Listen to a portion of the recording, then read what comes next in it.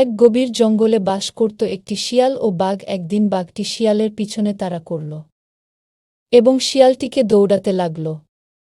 শিয়ালটি ছিল ছোট, তবে তার খুব বুদ্ধি ছিল।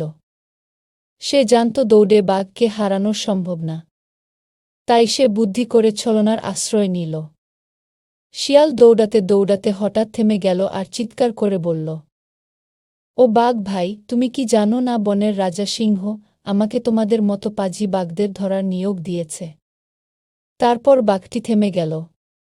বাঘ বলল, কি বললি তুই? আমি দুষ্টু বাঘ, আজকে তোর খবর আছে।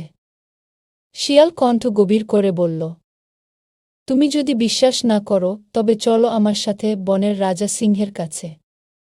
সে তো জঙ্গলের পাথরের গুহায় এক জাদুকারী ফাঁদ বানিয়েছে, আর সেখানে তো তোমার নাম ও লেখা আছে। এই কথা শুনে বাঘটি ঘাবড়ে গেল। বাঘটি মনে মনে ভাবতে লাগল, রাজা যদি সত্যি এমন করে থাকে তাহলে তো আমার বিপদ।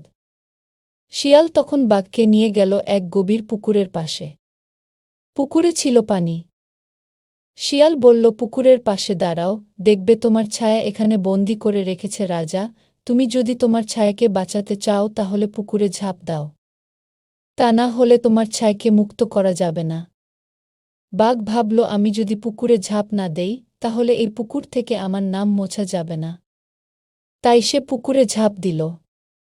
শিয়াল হেসে বলল, বোকা বাঘ, বুদ্ধি থাকলে বন রাজত্ব করা যায়, গায়ের জোরে না।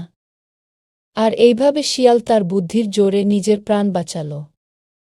আর বোকা বাঘ পুকুরে পড়ে ভালো শিক্ষা পেল। এই গল্প থেকে আমরা কি শিক্ষা পেলাম? শক্তি দিয়ে সব সমস্যার সমাধান হয় না। বুদ্ধি হল প্রকৃত শক্তি।